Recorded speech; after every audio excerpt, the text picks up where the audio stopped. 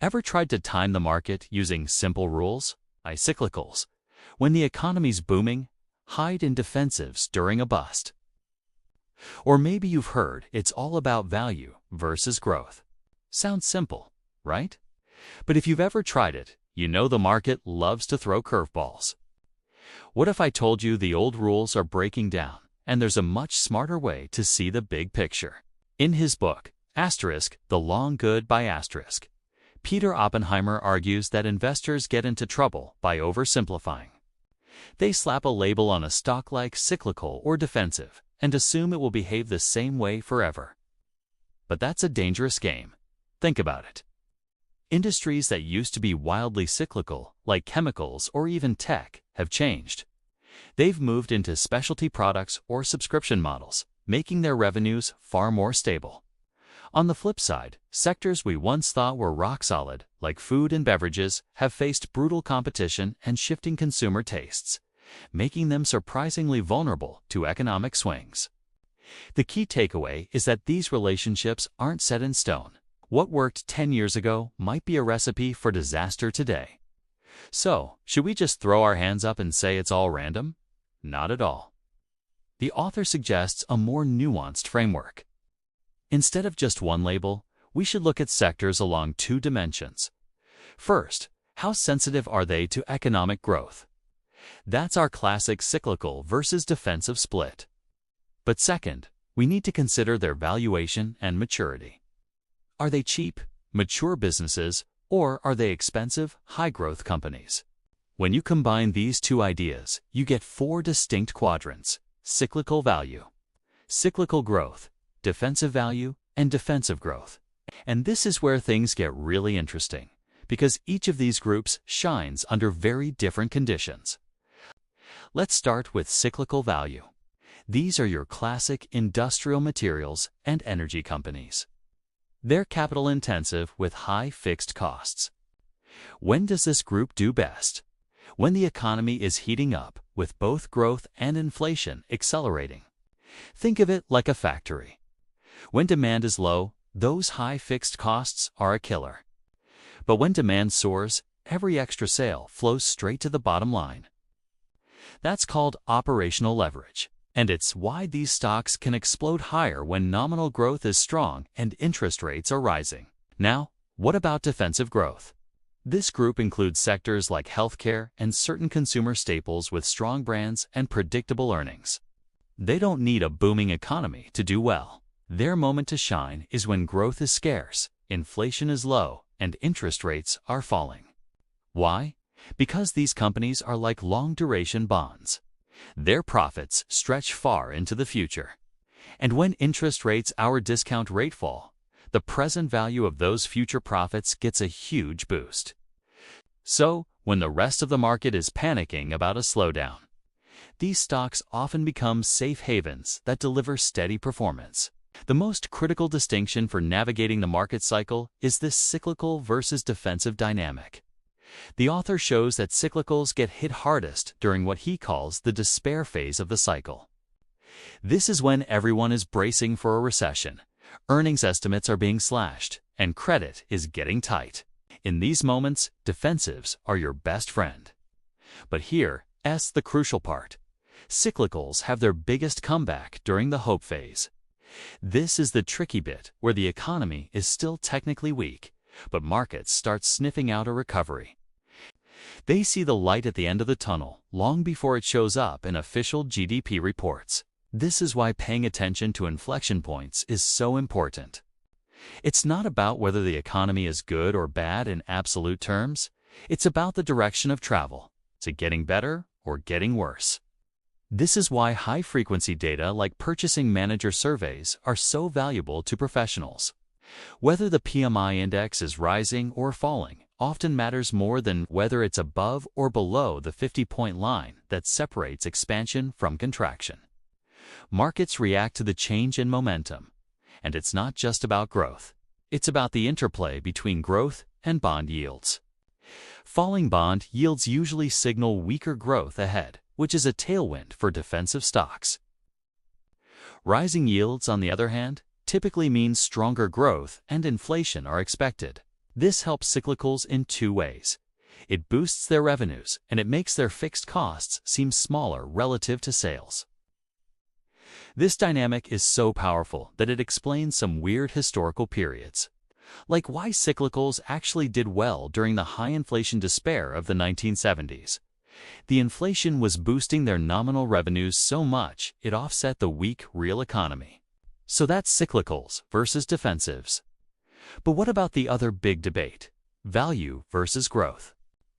This relationship, the author warns, is far less stable and a lot trickier.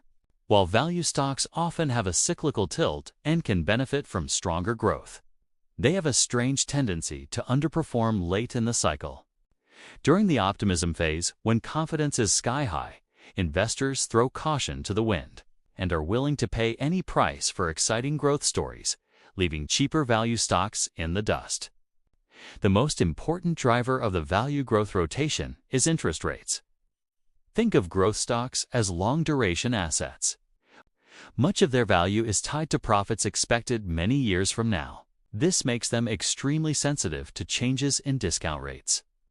When rates rise, those distant profits are worth less today, and growth stocks get hammered. Value stocks, on the other hand, are typically mature companies with more of their cash flows in the near term.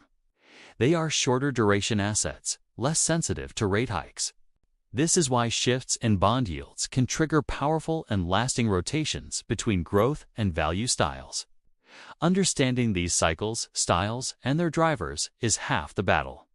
The other half is surviving the inevitable downturns. That brings us to the nature of bear markets. The author argues that one of the biggest mistakes investors make is treating all bear markets as the same. They are not. A bear market is not a single event. It's a category. And misdiagnosing the type of bear you're in can be a catastrophic error. Many investors think they can cleverly sidestep downturns, but the data shows that trying to time your exit is incredibly risky. The opportunity cost of missing the final, euphoric stage of a bull market can be just as damaging as the initial losses of the bear. Furthermore, investors often have a very simplistic view of the process. Rates go up, recession hits, rates get cut, market recovers. Reality is far messier. Bear markets are triggered by different things. They have false dawns. And the recoveries can be incredibly deceptive, especially when inflation or deflation is distorting the numbers.